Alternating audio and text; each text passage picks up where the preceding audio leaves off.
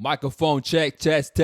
1 2 1 2 1 2 1 2, and we live and direct.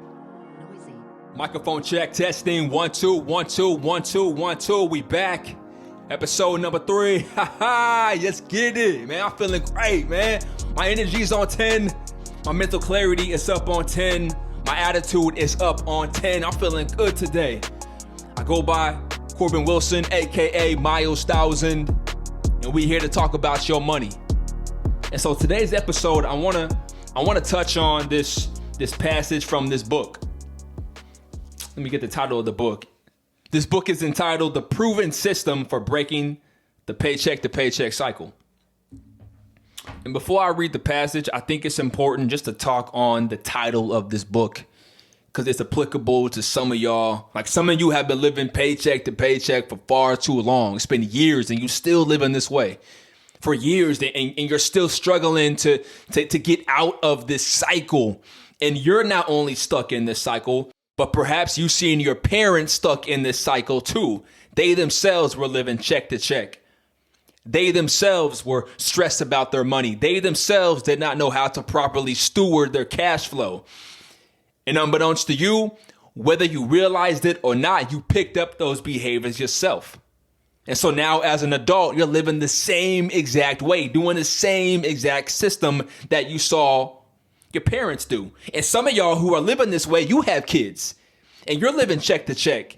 And whether you may realize it or not, they may be seeing how you're moving when it comes to money, your thoughts when it comes to money, your actions when it comes to money, your demeanor when it comes to money. All of that can be translated. All of that can be seen. All of that can be mocked and mimicked. And your child may do the same exact thing. And so some of us as adults, we got to get up and out of this cycle. If not for ourselves and for the babies, we got to change the way in which we're utilizing our dollars. And so this segment of this book that I want to talk about today, it talks about how when your long-term goals are on your radar. So this is talking about your long-term financial goals. And so some of you have a long-term financial goal of getting out of high interest credit card debt. Some of you have this goal of wanting to be a first-time home owner. Some of you want to be investment property owners. Whatever the long-term goal is, that needs to be up and on your radar. And so we're going to take, for this video here, we're going to take the example of saying that your long-term financial goal is going to be to get out of credit card debt. Because I'm seeing a lot of folks with a lot of credit card debt. I'm talking $5,000, $10,000, upwards to sometimes $14,000, $15,000, $17,000 of high interest credit card debt. And so we need to do something different, right? So back to the passage. When your long-term goals are on your radar, your bank account balance is no longer the deciding factor in whether to buy something. I love that. I love that, man. Your bank account is no longer the deciding factor if you're going to make this purchase or not, because you have a long-term financial goal that's on the horizon. And so here's what I'm seeing. Through and through with so many people, here's what I'm seeing. Let's assume that you've paid all your bills. All your bills are paid, and in your checking account right now, there's $600 of disposable income left over. So you have $600 of disposable income, and here's what typically happens. So you've been talking, verbally, you've been talking that you want to get out of debt. But when you have that $600 and you log into your bank account and you see how much money you have available, what tends to happen is the old you that got you into this financial mess in the first place, it shines bright. It comes out in all its glory. And you decide to say, you know what? I have $600. The weekend comes around, you spend $200, $300 on going out to eat, on restaurants, going out with friends, easy. You blow that money with no regard. So that $600 now has gone down to just $300. All the while, because you're an impulse buyer, you go out, you see something you like, Amazon Prime, it's on your computer. Now you're buying things off the cusp. Now you're buying things that you don't necessarily need, but they're things that are catching your eye and you want it. You have this impulse. You want to buy something for yourself. And so now on a whim, you easily, without even giving much thought about it, you have spent $250 on entertainment or on personal items for yourself. And so that $600 has now dwindled down to just $50 left. And so what happens at this point is you say, oh, shoot, my credit card bill is due. You got the statement in the mail. So now you recognize it's on the forefront of your mind now, but it's on the back end because you spent a large majority of your money already. So all you have to give is $50 towards the credit card debt. And that might as well be your minimum payment. So all you're doing, paycheck after paycheck after paycheck, is you're using your dollars so erratically, and you're only putting a small amount of money towards what you said was a long-term goal of yours. And that keeps people in this paycheck to paycheck cycle. There is no strategy.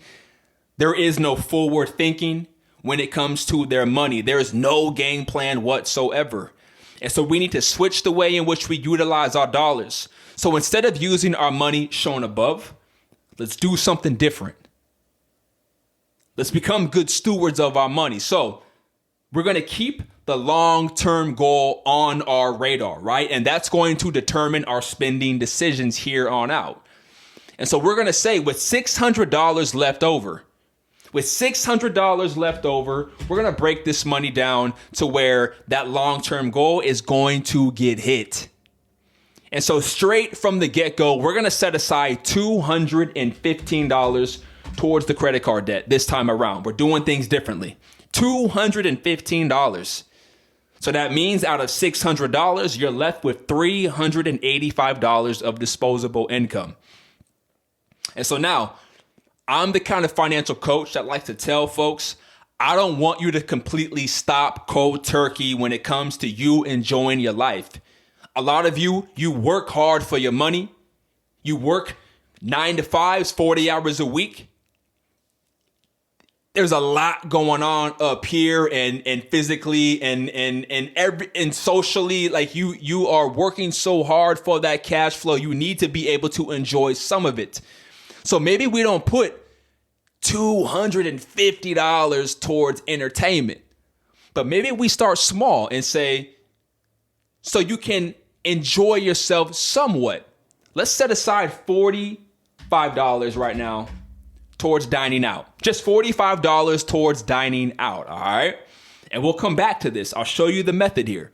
So $45 towards dining out, that leaves us with $340 left to strategize.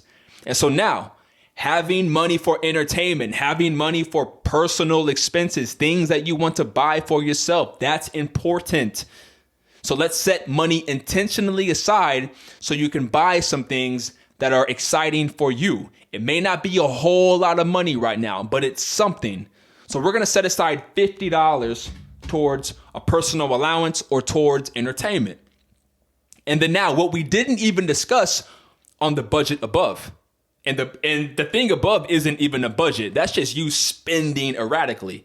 So this section here, this is a spending plan. This is strategic. And we didn't even put anything aside towards emergency savings in the example above because there was no room for it whatsoever. You were so caught up in the temporary, in the fleeting pleasures of going out to eat and spending money on personals that you didn't even think to set any money aside for the future you, for any type of emergency expenses that will arise in your life. And because you did not set any money aside for emergency savings, when the emergency happens, all you have to fall back on is credit card debt. And you're already in credit card debt. So now you're going to be further and further in debt. So we want to build up an emergency savings so you don't have to rely so heavily on credit card debt anymore. So straight from the get-go for this emergency savings, we're going to set aside $85 towards our emergency reserve. And that leaves us with $205 left. Come on now. Come on. We're strategizing our money efficiently. So there's $205 left out of the $600 that we had of disposable income. So at this point, we're going to go back to our North Star. We're going to go back to our financial goal that's on our radar, which is getting out of credit card debt.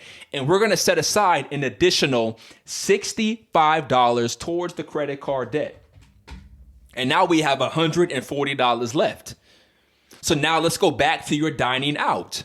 I know that's important to you. You want to go out with your friends, with family. You want to sit down at a restaurant and just experience some new food. Cool. So we already set aside $45, but we have $140 left. Let's set aside another $30 towards restaurants, right? And then towards your personal expenses, maybe $50 isn't enough. Well, there's $110 left. So we can spare a little bit more to give towards your personal expenses. Let's do that.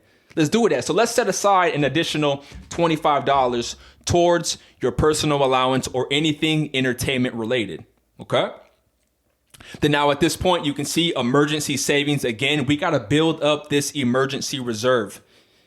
Most people cannot afford a $1,000 emergency. That is concerning. We need cash flow, liquid, and ready to go if something happens in our life. We do not need to keep relying on credit cards to get us out of a jam. So we're going to set aside an additional $40 towards the emergency reserve. And so now you can see we are left with $45. $45. Remember, our North Star is to get out of credit card debt. So we're going to use this remaining $45 and put it towards the credit card. Now that $600 has been fully spent. It's been fully taken care of. It's gone. And we use that money strategically. And so you can see the credit card debt, we've set aside $325. Come on, man. You spent $300 on dining out initially. Now we're saying you're spending $325 towards credit card debt. And that's just this pay cycle. Imagine what you'll do next pay cycle and next pay cycle and next pay cycle. You spend we set aside $75 to dine out. Now, maybe that may not seem like a whole lot for you. But remember, as this paragraph says, when your long-term goals are on your radar, your bank account balance is no longer the deciding factor for how you use your money. What is your long-term goal? What is on your radar? And credit card debt, if that is it, then we need to shift our priorities. So right now we're setting $75 aside to dine out. That still gives you money to go out and eat. But instead of maybe going out to eat 4 times out the week, maybe you only do it twice, right? For personal expenses, a personal allowance for entertainment purposes. We're setting aside $75. Make that work. And if $75 doesn't work for you right now, well, the next time you don't spend that $75 right away. Stack it up. And so next pay period, maybe you put another $75. So now you have more money to wrestle and play with, right? And then lastly, that emergency reserve, we set aside $125. Initially, you set aside nothing. And so we need to keep our goals, our financial goals on our radar and allow that to guide our spending decisions. Do not be so impulsive with your cash flow. So in closing, I want each and every one of you, next time you get paid, just look at your disposable income and kind of gauge how you are managing that money, how you're spending that money, how you're utilizing that money. Are you strategizing that money? Because if you have some financial goals that you're trying to hit, but you're not looking at your dollars strategically in this way, then everything that you're saying that you want to achieve, it's just talk. It's just talk. It's just talk. And this year in 2023, let's do less of this and let's do more executing on our goals. I hope this makes sense. Happy budgeting. Let's make 2023 a great financial year for all of us. Peace. Show today sponsored by Myles Thousand, MylesThousand.com, MYLES thousands, THOUSANDS.com. Who is Myles Thousand? Well, we're going to find out